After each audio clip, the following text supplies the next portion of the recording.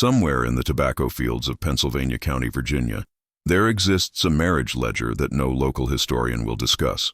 40 names, 40 rejections, all dated between March and October of 1847. The final entry, written in a trembling hand, reads only Margaret Langford. Transferred to quarters November 12th. Yeah. What the county records will never tell you is that this wasn't a marriage ledger at all. It was a death certificate written 6 months in advance.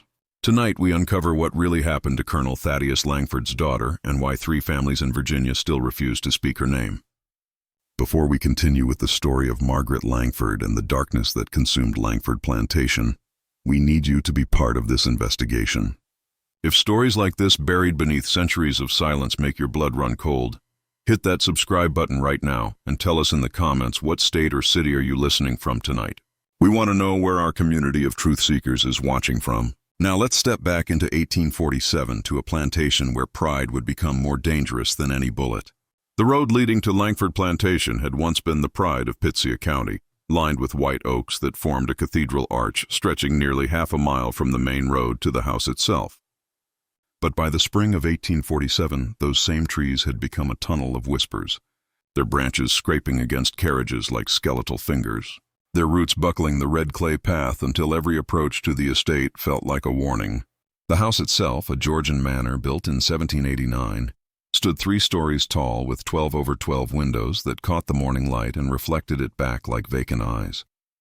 Locals claimed you could see those windows gleaming from the town of Chatham, 5 miles distant, especially at sunset when the glass turned the color of dried blood. Colonel Thaddeus Langford had inherited this estate from his father in 1831, along with 240 acres of prime tobacco land, a workforce of 63 enslaved people, and a reputation that stretched back to the Revolutionary War when his grandfather had served under Lafayette. Thaddeus himself had added to that legacy, volunteering for service in the Mexican-American War despite being 47 years old, leading a Virginia cavalry unit through the siege of Veracruz and returning home in February of 1847 with a saber scar across his left cheek and the hollow eyes of a man who had seen too much death.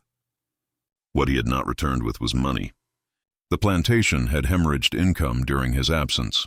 Tobacco prices had collapsed and his wife, Catherine, had died of consumption in December of 1846, just 6 weeks before his return, leaving behind medical debts that consumed what little remained in the family coffers.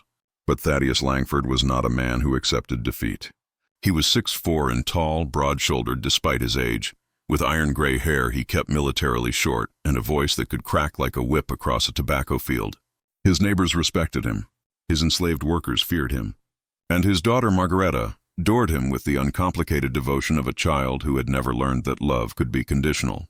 Margaret was 23 years old that spring, the only surviving child of 3, born in 1824 when her mother was 41, and the doctors had long since given up hope of more children. She had her mother's auburn hair and green eyes, her father's height, and a body that the polite society of Virginia in 1847 considered grotesquely inappropriate for a woman of her station. Margaret Langford weighed approximately 260 li. In an era when women cinched their waists to 18 in and fainted decorously from tight corsets, Margaret could not fit into fashionable dresses. The local seamstress, a sharp-tongued woman named Mrs. Violet Pewitt, had to specially construct Margaret's clothing using nearly double the fabric and reinforced seams, and she charged accordingly. Margaret's size was not discussed openly, but it was understood by everyone who mattered. In the drawing rooms of Pennsylvania County, among the wives of tobacco planters and Richmond merchants, Margaret Langford was referred to in careful euphemisms. She has a robust constitution. She enjoys her meals. She takes after her father's size. What they meant, what everyone understood, was that Margaret Langford was unmarriageable.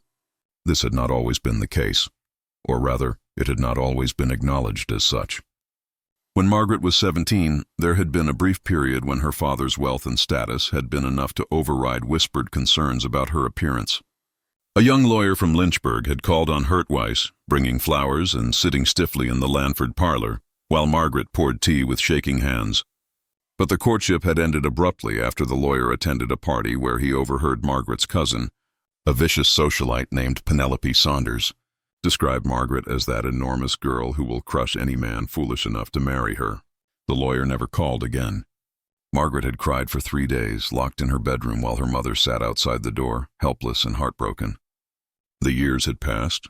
Margaret had learned to accept her isolation, spending her days reading, walking the plantation grounds in the early morning before the workers arrived in the fields, and helping her mother with household management. She had a gentle disposition, a quick mind for numbers, and a talent for watercolor painting that her mother encouraged. In a different world, these qualities might have been enough. But this was Virginia in 1847, and Margaret Langford's world was about to collapse. The trouble began in earnest on March 3, 1847, exactly 2 weeks after Colonel Langford's return from Mexico. He had spent those first weeks closeted in his study, reviewing ledgers with his plantation overseer, a lean and weathered man named Hosea Drummond, who had managed the property during the colonel's absence. What Drummond showed him must have been devastating, though the colonel's face betrayed nothing. He simply closed the final ledger, placed both hands flat on his desk, and said in a voice like grinding stones, "How long do we have?" Drummond, who had known the colonel for 15 years, did not flinch. 6 months, he replied. Maybe 8 if we cut rations again and delay the equipment repairs. But the creditors from Richmond are already circling. They smell blood. That night, sitting alone in the library with a bottle of whiskey that had survived the war, Colonel Thaddeus Langford made a decision that would destroy his daughter's life. He would marry her off not for love, not even for compatibility, but for cold financial calculation. Margaret's dowie would be his escape from debt, her marriage his salvation, and her feelings were simply irrelevant compared to the survival of the Langford name. The next morning, he summoned Margaret to his study and told her to prepare herself. She was going to Richmond for the social season. She was going to meet eligible men, and she was going to accept the first reasonable proposal that came her way. Margaret, who had not left the plantation for more than a day trip in 5 years, felt her stomach drop. "Father," she whispered, "I don't think the gentlemen in Richmond they won't." But the colonel cut her off with a raised hand. "You will do this," he said flatly, "for the family, for the plantation, for your mother's memory."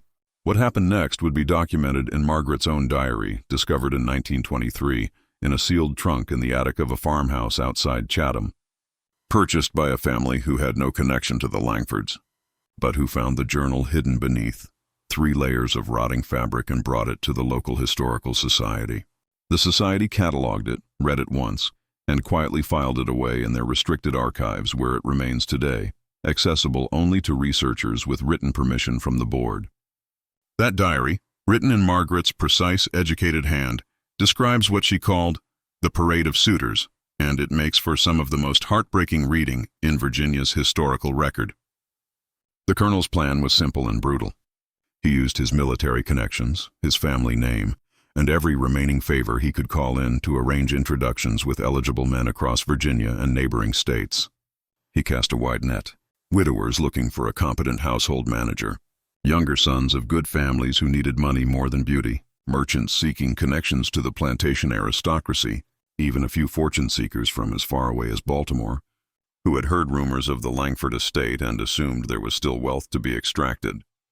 The colonel told each of them the same carefully crafted story. His daughter was educated, well-bred, accomplished in household management, and would bring a significant dowie. He did not mention her appearance.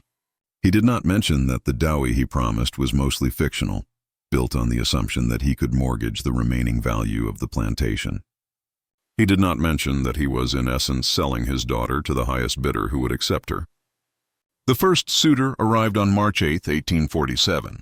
His name was Gerald Pritchard, a tobacco merchant from Petersburg in his early 50s, already twice widowed and looking for a wife who could manage his household and bear him an heir.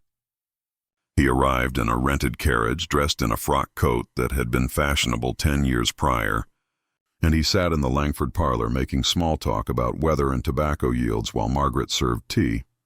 She had dressed carefully that morning, wearing her newest dress, a deep blue silk that Mrs. Pewitt had spent 2 weeks constructing, and she had arranged her hair in elaborate curls that took her maid nearly an hour to perfect. But when Pritchard first saw her, his expression shifted almost imperceptibly, a flicker of surprise that he quickly masked with professional courtesy. The visit lasted 40 minutes. Pritchard complimented the tea, discussed a potential business arrangement with the colonel, and left with vague promises to consider the matter carefully. He sent his rejection letter 3 days later. It was addressed to the colonel, not to Margaret, and it made no mention of her personally. Instead, it focused on unforeseen complications in my business affairs and a reconsideration of my readiness for matrimony at this time. Margaret never saw the letter, but she saw her father's face when he read it. The way his jaw tightened and his knuckles went white as he crumpled the paper and threw it into the fireplace. "There will be others," he said, not looking at her. "Better men, more suitable." But there were not better men. There was Edward Callenderer, a lawyer from Richmond, who barely concealed his shock when he met Margaret, who cut his visit short after 20 minutes with a transparent excuse about urgent legal matters. There was Thomas Wayne, a widower with 6 children who needed a mother for them, who sat stiffly through dinner and left before dessert was served, claiming sudden illness. There was Benjamin Cross, a merchant from Norfolk who arrived drunk, made a series of inappropriate jokes, and had to be escorted off the property by Hosea Drummond. Each rejection was documented in Margaret's diary, not with anger or bitterness, but with a growing sense of hopeless resignation. "Mr. Wainwright seemed kind," she wrote after the 4th rejection. "Perhaps it is for the best. His children deserve someone who can chase them through the garden, and I know I cannot." By the end of April, 12 men had been introduced to Margaret Langford. 12 men had rejected her. The colonel's desperation was becoming visible to everyone on the plantation. He stopped shaving regularly. His clothes became rumpled, and he spent long hours in his study drinking whiskey and staring at his father's portrait above the fireplace. The enslaved workers who saw everything that happened in the main house began to whisper among themselves. Something was wrong with the colonel. Something was breaking inside him, and when a man like Thaddeus Langford broke, everyone around him would suffer. The pattern continued through May and June. More introductions, more carefully orchestrated visits, more rejections. Some of the men were cruel about it, like Harrison Cobb from Lynchburg, who told the colonel directly that he could not be seen in public with a woman of such excessive proportions. Others were more circumspect, like William Fenton from Charlottesville, who praised Margaret's intelligence and kindness before explaining that he had formed an attachment elsewhere. By July, the count had reached 23 rejections, and Margaret had stopped writing in her diary altogether. The last entry, dated July 4, 1847, read simply, "I am so tired. I wish Mother were here. I wish I could disappear." What Margaret did not know, what she could not have known, was that the rejections were not entirely organic. Someone was sabotaging her chances, and they were doing it with surgical precision. That someone was Jackson Ruthin, a wealthy tobacco factor from Richmond, who had been the colonel's primary business rival for nearly a decade. Ruthven owned processing facilities that competed directly with Langford's crops, and he had been quietly buying up the colonel's debts from smaller creditors, consolidating them, and preparing to call them all due at once. But Ruthven was not content with mere financial destruction. He wanted to humiliate Thaddeus Langford completely, and he had discovered the perfect weapon, Margaret herself. Ruthin had agents throughout Virginia, men who owed him favors or money, and he used them to spread carefully calibrated rumors about Margaret Langford. Not lies exactly, but exaggerations and cruel truths whispered in the right ears at the right times. He made sure that every potential suitor heard about Margaret's size before they arrived at the plantation. He ensured that men who might have been genuinely interested in her doughy or family connections received alternative better offers just before their scheduled visits to Langford Plantation.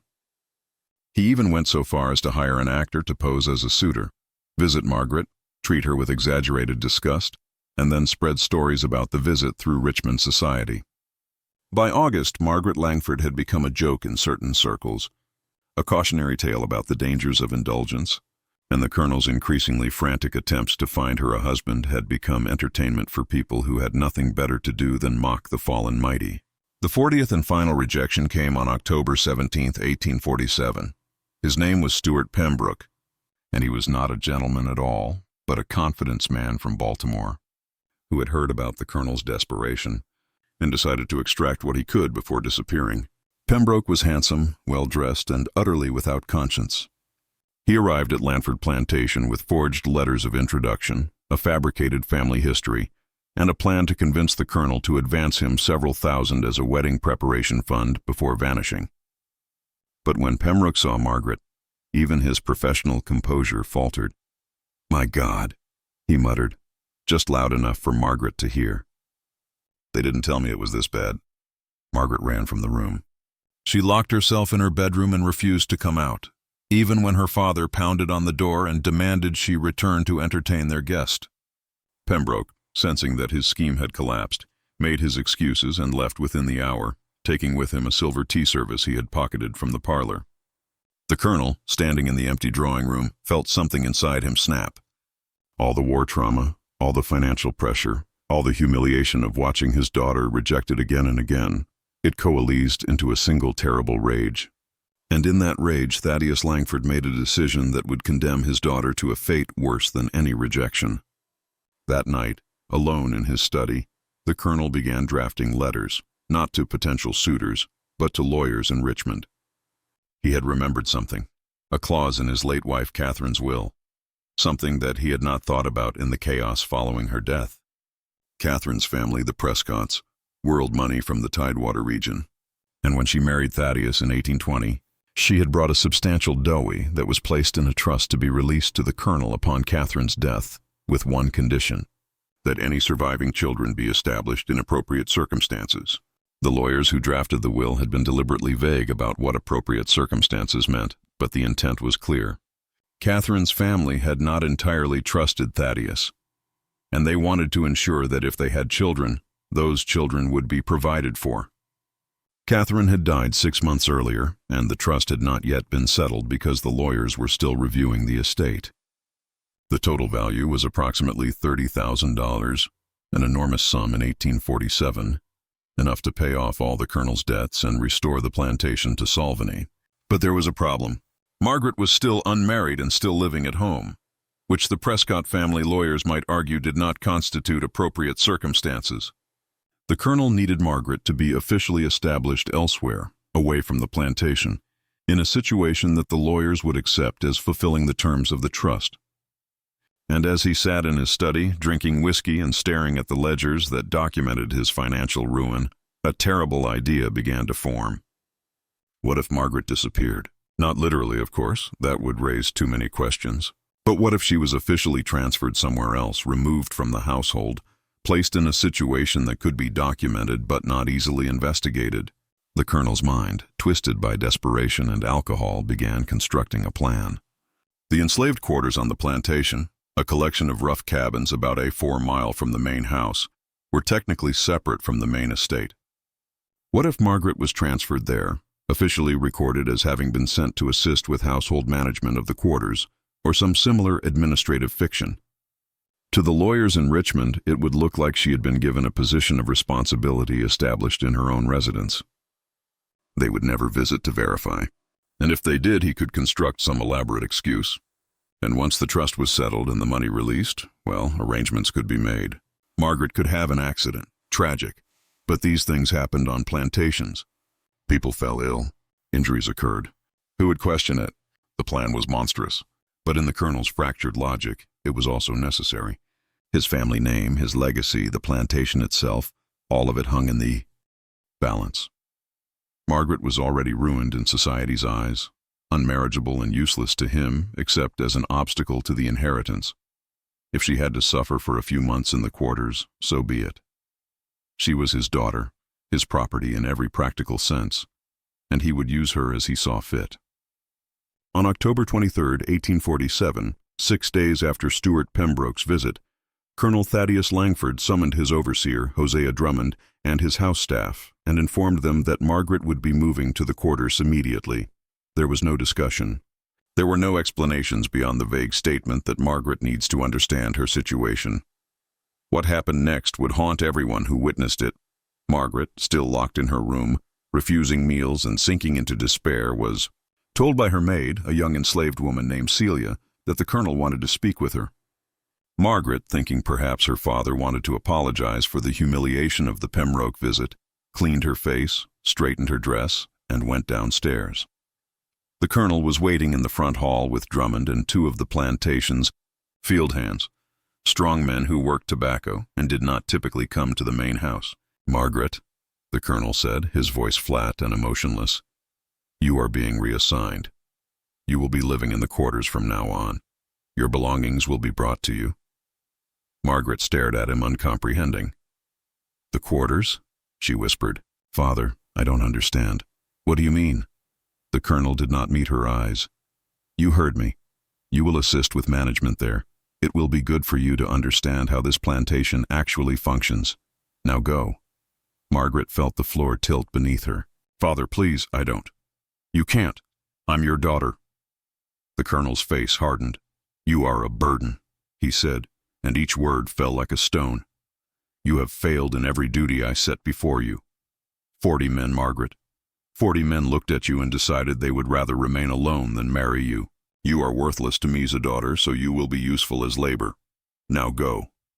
The two field hands stepped forward, not touching her, but making it clear they would if necessary.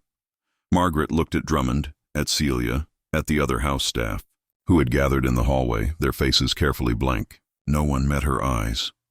No one spoke. And Margaret, who had never been hit in her life, who had been raised with every privilege that wealth and status could provide, realized with absolute horror that her father was serious. She was being thrown out of her own home and forced into the slave quarters like cattle. "Father," she tried one more time, her voice breaking. "Please don't do this. I'll do anything. I'll try harder to find her husband." But the colonel had already turned away, walking back toward his study, dismissing her as he might dismiss a servant. "Take her," he said over his shoulder to the field hands. "Make sure she understands this is not negotiable. They did not drag her. They did not have to." Margaret, shaking with shock and terror, walked out of the main house of her own volition, down the front steps where carriages had brought 40 suitors to reject her, down the oak-lined drive that now seemed to stretch forever, and toward the quarter-mile path that led to the enslaved quarters. Behind her, Celia gathered up an armful of Margaret's clothing, tears streaming down her face, forbidden by Drummond from saying a word. The other servants watched from the windows as Margaret disappeared down the path, her blue silk dress dragging in the red clay, her footsteps unsteady. And in his study, Colonel Thaddeus Langford poured himself another whiskey and began drafting the letter to his late wife's lawyers, informing them that his daughter had been successfully established in an independent position and requesting the immediate release of the trust funds. The quarters at Langford Plantation were typical of their kind in Virginia in 1847, a collection of 12 small cabins arranged in 2 rows facing each other with a communal well at the center and a larger building at the far end that served as a cooking and gathering space.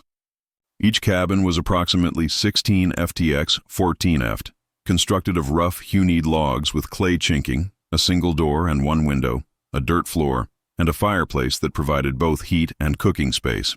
Most cabins housed between 6 and 8 people, families or groups of unrelated individuals thrown together by the plantation's labor needs.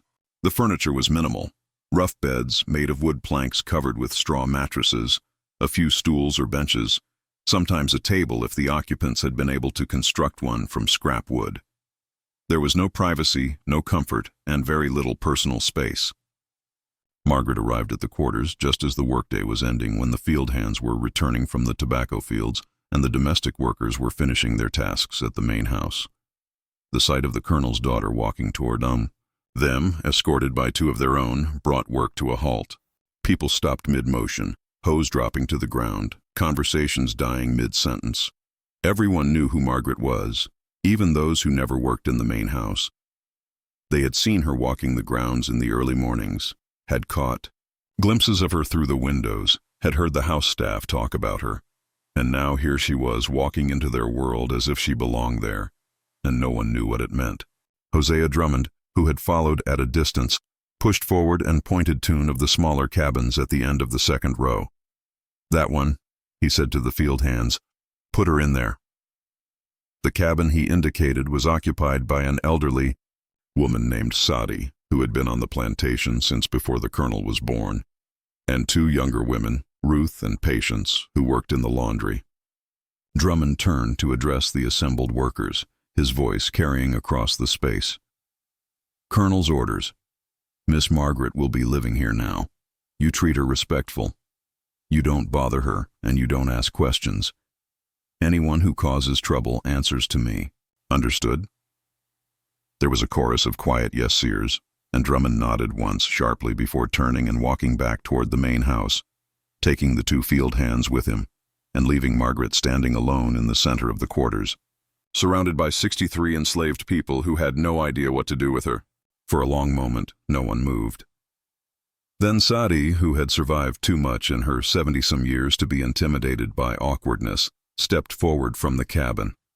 She was small and bent, her hair completely gray beneath the cloth wrapped around her head, her hands gnarled from decades of labor.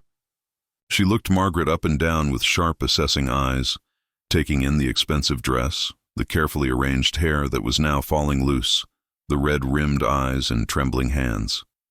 "Come on, then," Sadie said, her voice surprisingly strong despite her age. "Standing there gawking won't make it easier." Inside, Margaret followed her into the cabin, ducking through the low doorway, and the smell hit her immediately. Woodham smoke, sweat, mildew, and something indefinable that was simply the smell of poverty and confinement. The interior was so dark after the afternoon sunlight that Margaret had to pause while her eyes adjusted.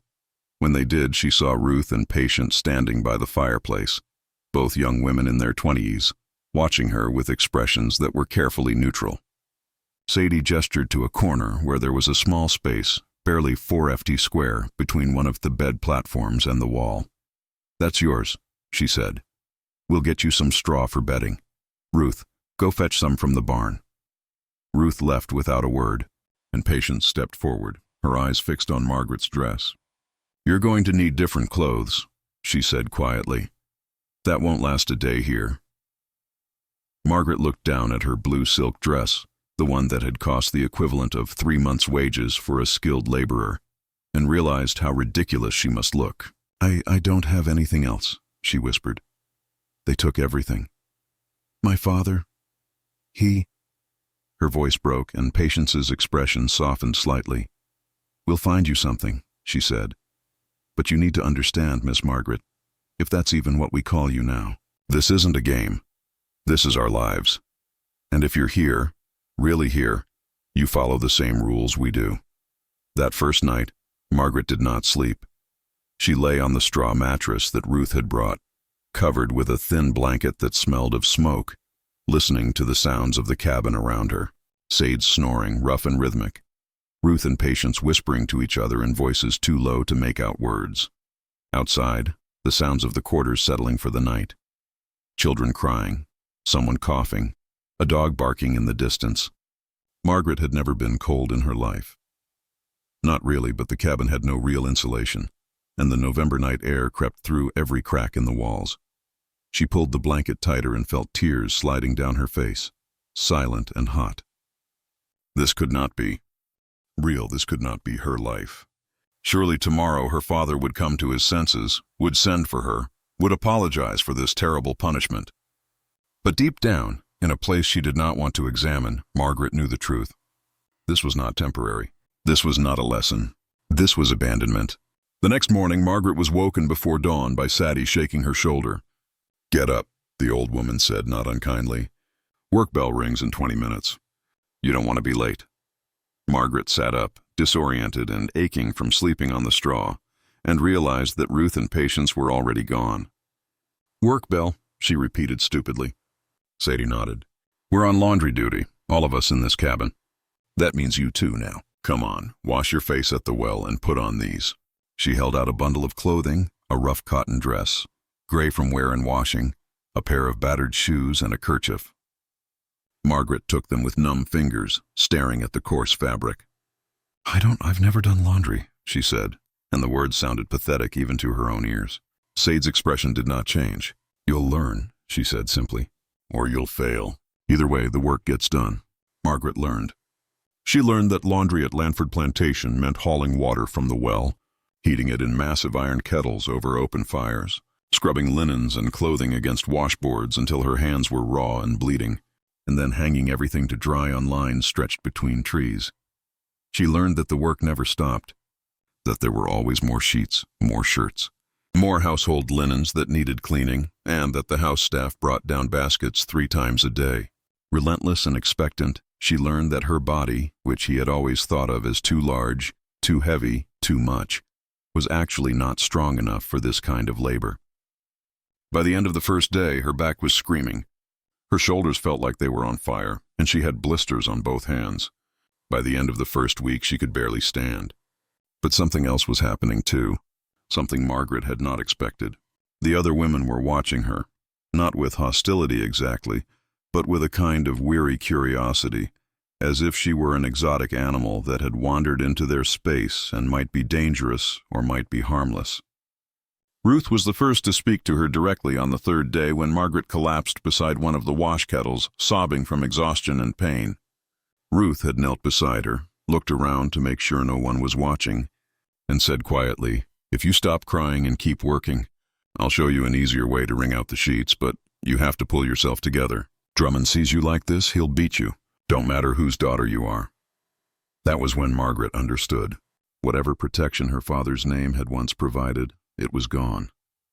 Now here in the quarters, she was subject to the same rules, the same punishments, the same brutal reality that the enslaved workers had lived with their entire lives. If she failed to work, she would be punished. If she complained, she would be punished. If she tried to use her former status to demand special treatment, she would be worse than punished. She would be rejected by the only community she had left. So Margaret dried her tears, nodded to Ruth, and learned how to wring out sheets the way Ruth showed her, using her body weight and twisting motions instead of pure arm strength. It was still agonizing work, but it was survivable. As the weeks passed and Margaret's transformation from plantation daughter to quarters worker became complete, something darker was unfolding behind the closed doors of the main house. If this story is gripping you, hit that like button right now and leave a comment with your theories about what the Colonel was really planning. Do you think Margaret will ever discover the truth? And before we reveal what happened next, make sure you're subscribed so you never miss our investigations into history's darkest secrets. Now, let's return to November of 1847, where Margaret was about to stumble upon the first clue that her father's cruelty had a very specific purpose. By the middle of November, Margaret had been in the quarters for 4 weeks, and she was beginning to understand the rhythm of life there, the unspoken rules and hierarchies that governed everything. Sadie was the unofficial leader of their cabin, her age and experience giving her authority that even Hosea Drummond respected. Ruth was pragmatic and efficient, focused on survival above all else. Patience was the quietest of the 3, but she had a sharp mind and noticed details that others missed. And Margaret slowly and painfully was learning her place among them. Not as the Colonel's daughter, but as another worker, another body contributing to the endless cycle of plantation labor. But there was one thing Margaret could not let go of: the question of why. Why had her father done this? She knew he was angry about the failed courtships, knew he was under financial pressure, but this punishment seemed so extreme, so unnecessary. Surely he could have sent her to live with relatives or placed her in some kind of domestic service position that would have been degrading, but not this brutal. Why the quarters specifically? Why the complete erasure of her former life? The questions nared at her, especially at night when she lay on her straw mattress, staring at the ceiling and trying to make sense of the senseless. The answer began to reveal itself on November 19, 1847, when Celia, Margaret's former maid, came down to the quarters on an errand from the main house. Celia had been Margaret's maid since Margaret was 16, had helped her dress for those 40 humiliating courtship visits, had held her while she cried after each rejection. When Celia saw Margaret at the laundry kettles, her face went pale. She sat down the basket she was carrying, looked around to ensure no one from the main house was watching, and approached Margaret at the well where she was drawing water.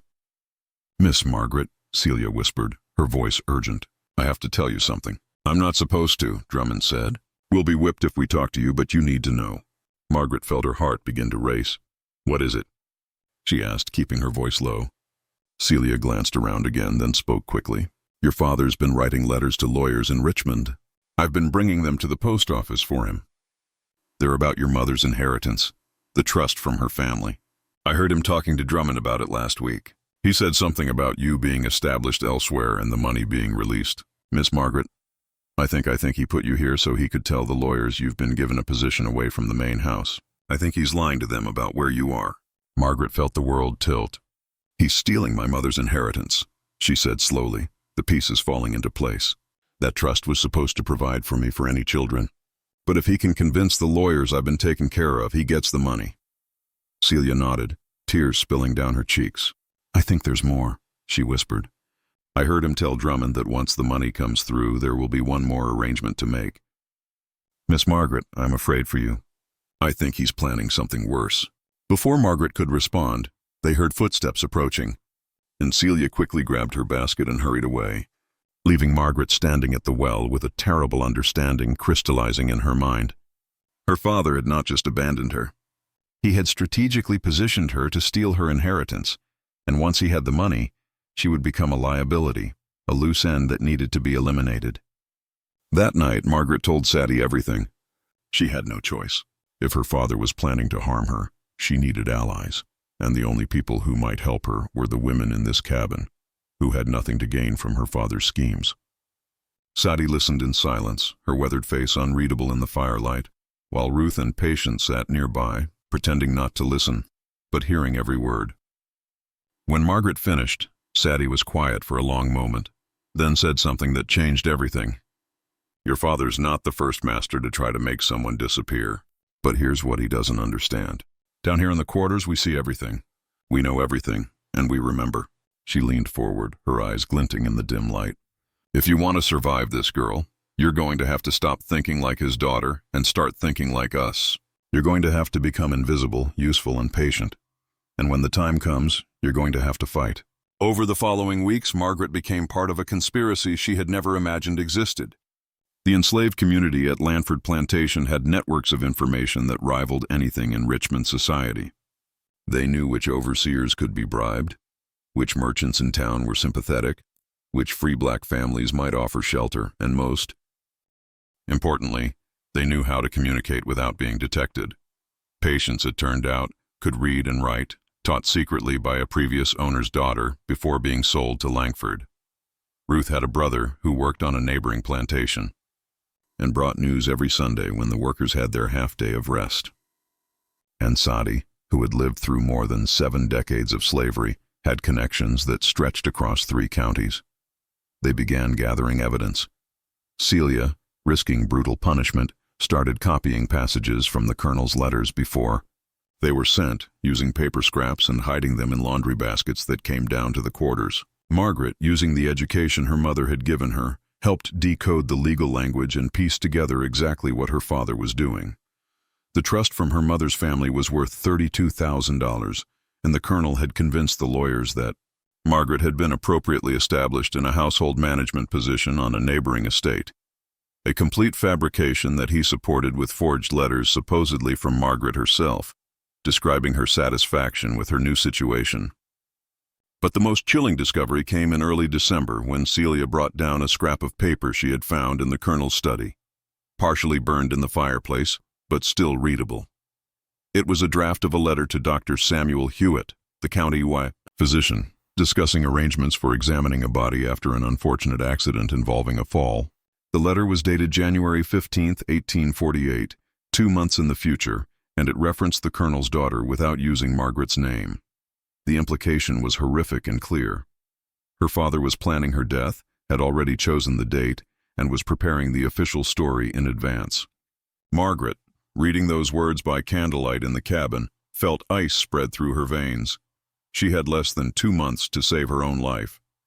The winter of 1847 settled over Pennsylvania County with unusual severity, bringing early snows and temperatures that made work in the quarters almost unbearable. Margaret's hands, once soft and carefully maintained, became rough and scarred from the constant exposure to lye soap and freezing water. Her body, which had been the source of so much shame and rejection, was transforming through labor, becoming leaner and stronger, though she barely noticed the change. Her mind was focused entirely on survival, on the deadly timeline her father had set, and on the plan that Sadie and the others were carefully constructing. The plan was audacious and dangerous. They would use the Colonel's own scheme against him. If he wanted Margaret to disappear, then she would disappear, but not in the way he intended. On January 14th, 1848, the night before the planned accident, Margaret would vanish from the quarters.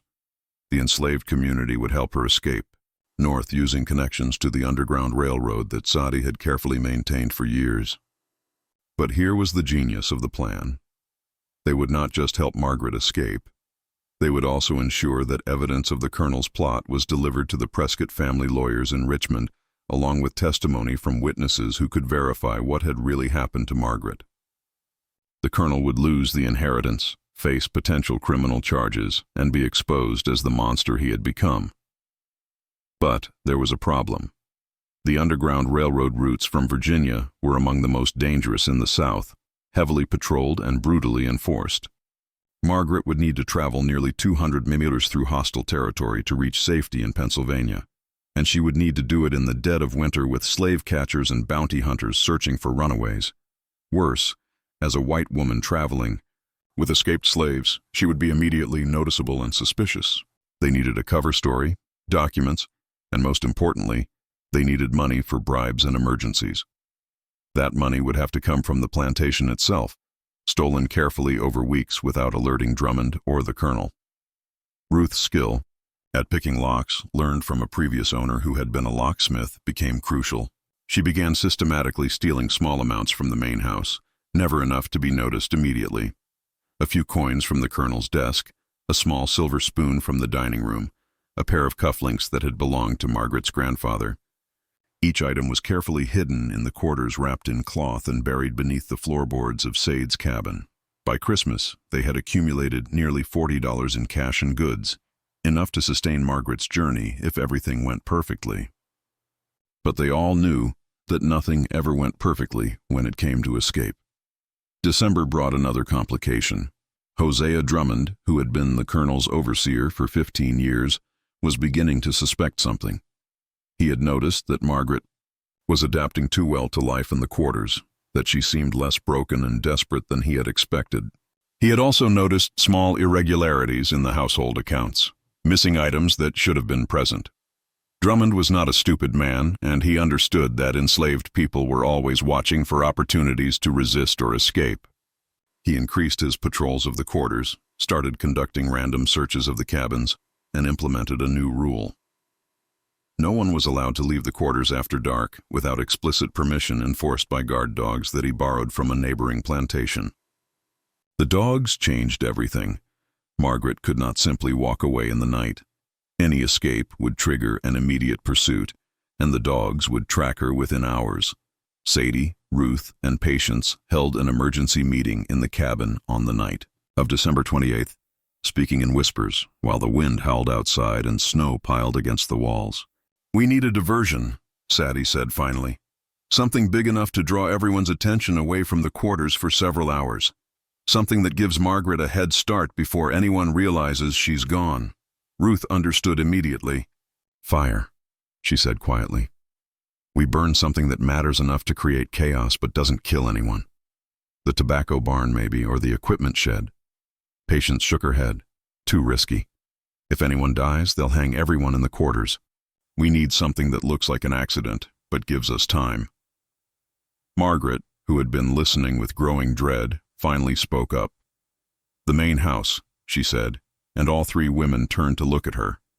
"Not to burn it down completely, but to create enough smoke and panic that everyone will be focused there.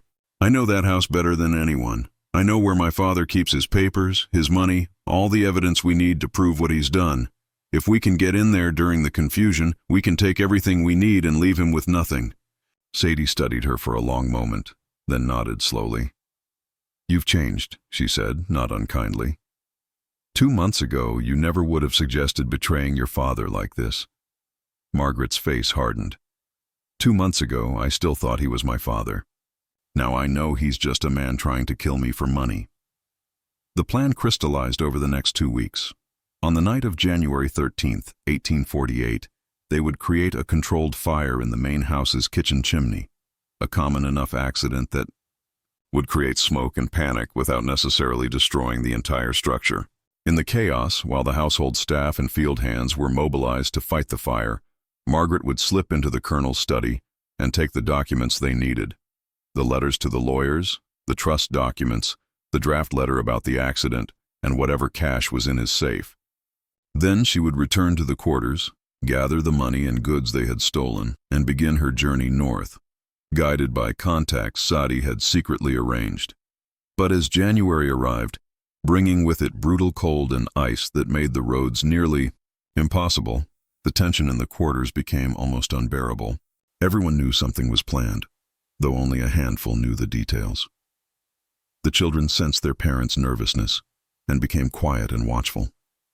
The men who worked the fields exchanged glances when Drummond's back was turned. And in the main house, Colonel Thaddeus Langford was making his own preparations, sharpening the timeline of his daughter's planned demise with a precision that suggested he had done this kind of thing before. On January 9th, 4 days before the planned escape, Celia brought devastating news. The colonel had moved up his schedule. Margaret's accident was now planned for January 12th, not January 15th. He had written to Dr. Whitt asking him to be available on the 12th to examine a body, citing concerns about an enslaved worker who had become dangerously unstable. The implication was clear. He was going to claim that Margaret had attacked someone, that she had gone mad from her time in the quarters, and that she had been killed in self-defense. The story was perfect from his perspective, explaining away any questions about her mental state or appearance, and giving him legal cover for her death. They had 3 days. 3 days to finalize the plan, gather their courage, and execute an escape that would either save Margaret's life or get everyone involved killed. The weight of it pressed on all of them, but especially on Margaret, who understood that she was asking these women to risk everything for her, a white woman who had lived in privilege while they suffered in bondage. "Why are you helping me?" she asked Sadie on the night of January 10th as they sat by the dying fire in the cabin. "You owe me nothing. If this fails, you'll all be punished. Why take the risk?" Sadie was quiet for a long time, staring into the embers. When she finally spoke, her voice was soft but steady. "You think this is just about you," she said. "But it's not. Your father represents every master who thinks he owns not just our bodies, but our humanity. Every man who believes he can destroy lives without consequence because he has power and money and the law on his side. When we help you escape, when we expose what he's done, we're not just saving you. We're proving that even here, even in this hell, we have the power to resist. We have the power to win." She turned to look at Margaret, her old eyes reflecting the firelight. "Besides," she added with the ghost of a smile, "watching that man lose everything is going to be worth whatever happens to us afterward. Just when we thought we'd seen it all, the horror at Langford Plantation intensifies. If this story is giving you chills, share this video with a friend who loves dark mysteries. Hit that like button to support our content, and don't forget to subscribe to never miss stories like this. Let's discover together what happens next on that deadly night of January 12th, 1848. The night of January 12th, 1848, began with a cold so intense that water in the quarters well froze solid. Margaret woke before dawn, her heart pounding, knowing that somewhere in the main house, her father was waking up with the intention of killing her before the day ended. The plan was simple in theory. At 8 a.m. that evening, Ruth would start the chimney fire. In the chaos, Margaret would enter the main house through the servants' entrance, access her father's study, and steal the documents. She would have perhaps 30 minutes before the fire was controlled and people started asking questions. The day dragged with agonizing slowness. Margaret went through her laundry duties mechanically, her hands moving while her mind rehearsed every step of the plan. Sadie had given her a small leather satchel stolen from the main house months ago where she would carry the documents. Patience had prepared a bundle of men's clothing, rough and practical, that Margaret would change into once she left the plantation. And Ruth had drawn her a map showing the route to the first safe house, a free black family's farm, 10 mi north, who were part of the Underground Railroad network. At 7:30 that evening, as full darkness settled over the plantation, Margaret said goodbye to the women who had saved her life. There were no dramatic speeches, no tears. Sadie simply squeezed her hand and said, "Remember what we taught you. Stay quiet, move fast, and trust no one except the people whose names I gave you." Ruth handed her the satchel and the clothing bundle. Patience gave her a small knife, barely longer than her palm, but wickedly sharp. "Just in case," she said quietly. Margaret nodded, unable to speak past the lump in her throat, and slipped out of the cabin into the freezing night. At exactly 8 row, as Margaret crouched in the shadows behind the main house, She saw smoke begin to pour from the kitchen chimney, thick and black and unmistakable. Within minutes, someone in the house was shouting, and the alarm bell that usually summoned workers to emergency tasks began clanging frantically. Margaret watched as people poured out of the main house. Servants, Drummond, the colonel himself in his nightshirt, all of them running toward the kitchen wing with buckets and blankets.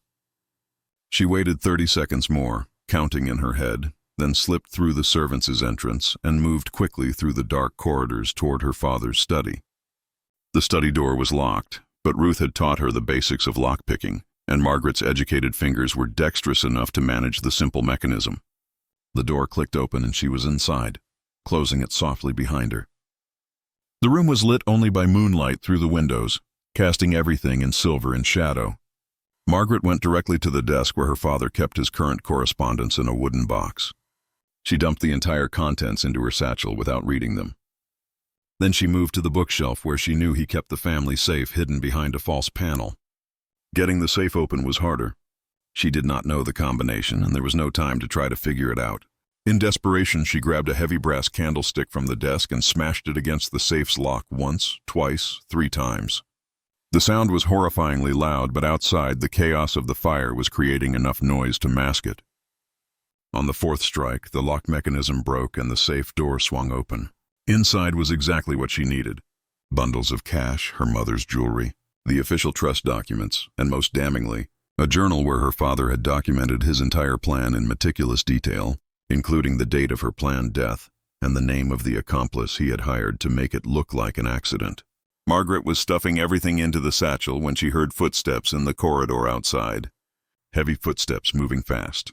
She froze, her hand on the knife Patience had given her, her heart hammering so hard she thought it might burst. The footsteps stopped outside the study door. There was a pause, and then the door handle began to turn. Margaret pressed herself against the wall behind the door. The knife raised, every muscle tensed. The door opened and a figure stepped inside, silhouetted against the corridor lamplight. It was Hosea Drummond. He stood in the doorway looking at the ransacked desk and the broken safe, and then his eyes adjusted to the darkness and found Margaret pressed against the wall with the knife in her hand. For a long moment, neither of them moved. Then Drummond said very quietly, "I wondered if you'd have the spine to do it." Margaret did not lower the knife. "Don't try to stop me," she said, her voice steadier than she felt. "I know what my father's planning. I have proof and I'm leaving tonight." Drummond looked at her for another long moment, then did something Margaret never expected. He stepped aside from the doorway and gestured toward the corridor. "Then you'd better hurry," he said. "The fire's almost out, and when the colonel realizes you're gone, he'll send the dogs after you within the hour." Margaret stared at him, confused and suspicious. "Why are you helping me?" Drummond's expression was unreadable. "Because I've worked for your father for 15 years, he said quietly, "and I'm tired of burying the people he decides are inconvenient. There's a grave in the woods behind the quarters unmarked, where he made me bury a slave woman who threatened to report him to the authorities for something he did. That was 10 years ago, and I've lived with that ever since. I won't help him do it again." He reached into his coat and pulled out a folded paper. "This is a pass signed by the colonel. It says you're traveling on plantation business. It won't hold up to serious scrutiny, but it might get you past casual patrols.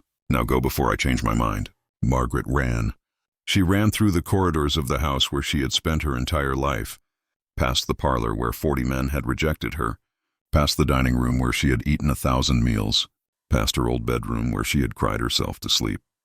After each humiliation, she ran out the front door down the Oak Line Drive, past the quarters where Sadie and Ruth and Patience would be waiting anxiously for news. She ran north toward the road that led away from Langford Plantation, clutching the satchel with her father's crimes documented inside, wearing the rough men's clothing Patience had given her, with Drummond's forged pass in her pocket and fear driving every step. Behind her, as she reached the main road and turned north, she heard the dogs begin to bark. Her father had discovered she was gone. The hunt had begun, but Margaret had a 30-nut head start. She had money and documents. She had a map and directions. And most importantly, she had something she had never had before.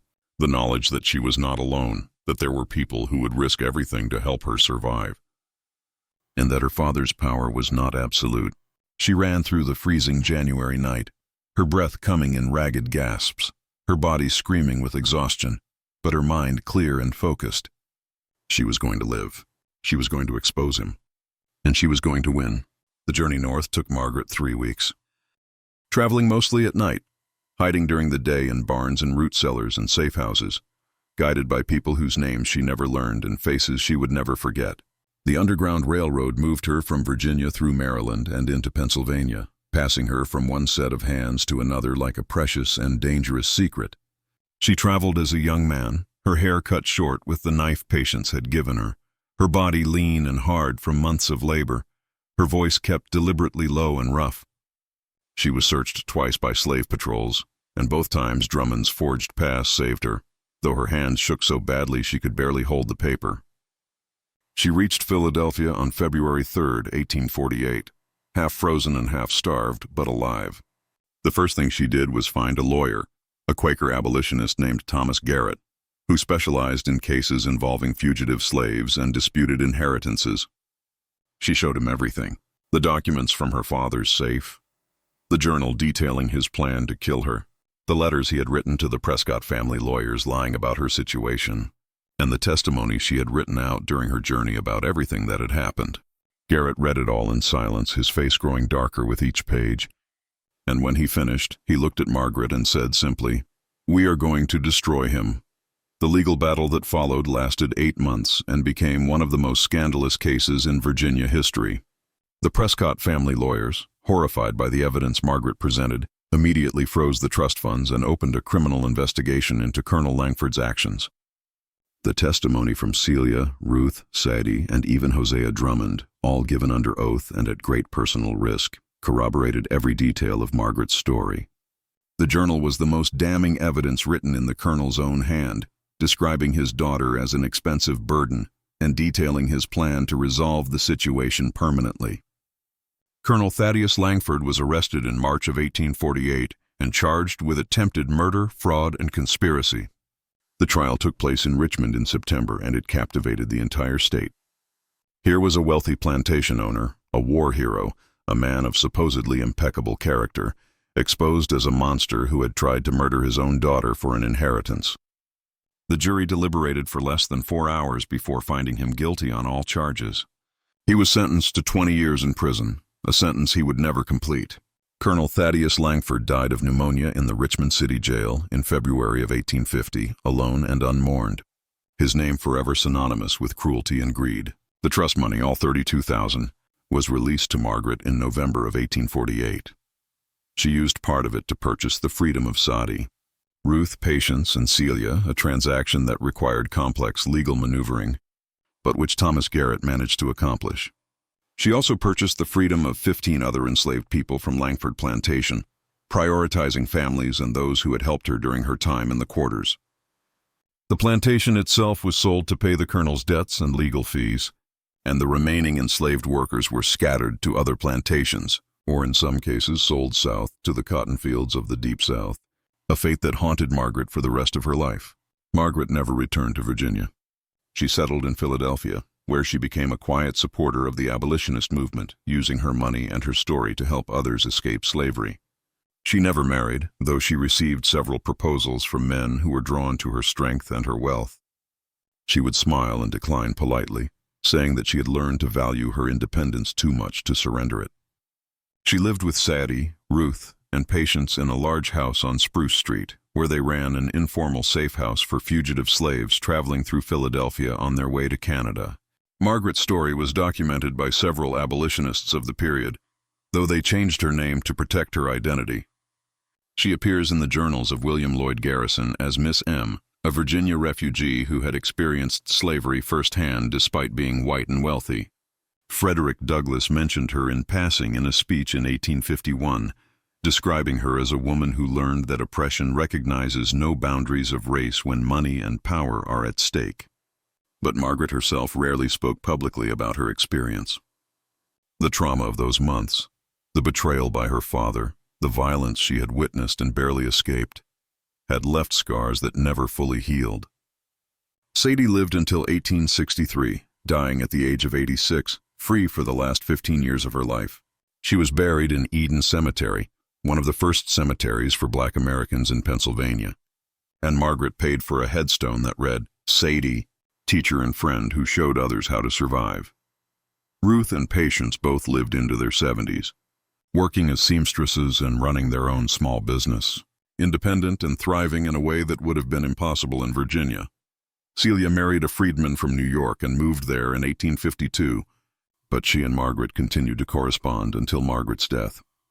Margaret Langford died on June 17, 1889, at the age of 65.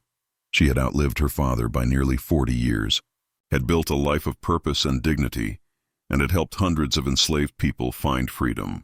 But according to those who knew her in her final years, she never fully escaped the memory of that November night when her father had looked at her and called her worthless, never fully recovered from the knowledge that his love had always been conditional on her usefulness to him. She kept her mother's jewelry until the end, the pieces she had stolen from her father's safe. And when she died, she left instructions that they be sold and the money donated to schools for formerly enslaved children. The historical record of Margaret Langford is fragmentary and deliberately obscured. The court documents from her father's trial were sealed in 1851 at the request of the Prescott family, who wanted to avoid further scandal. They remained sealed until 1968, when a historian researching Virginia plantation families stumbled upon them by accident and was shocked by what they contained. Margaret's diary, the one discovered in 1923, has never been fully published, though excerpts have appeared in academic papers about women's experiences in antebellum Virginia. And Langford Plantation itself was burned to the ground in 1865 during the final weeks of the Civil War, destroyed by Union troops who used it as a temporary headquarters and then torched it when they moved on, eliminating most of the physical evidence of the Langford family's crimes. But the story survives in fragments and whispers, in court records and abolition journals, in the memories of families whose ancestors were freed by Margaret's money or sheltered in her house. It survives as a reminder that the cruelty of slavery extended beyond race, that the corruption of absolute power infected every relationship it touched, and that even in the darkest moments, resistance was possible. Margaret Langford learned that survival required not just courage, but community, that freedom was something you fought for and earned, and that the greatest act of rebellion was simply refusing to die when someone decided you were no longer useful. This mystery shows us that the greatest monsters are often those closest to us, wearing the mask of respectability while plotting unspeakable acts. What do you think of this story? Do you believe everything was revealed? Could there have been other victims we'll never know about? Leave your comment below. If you enjoyed this tale and want more horror stories like this, subscribe, hit the notification bell, and share with someone who loves mysteries. The truth may be buried, but it never truly disappears. See you in the next video.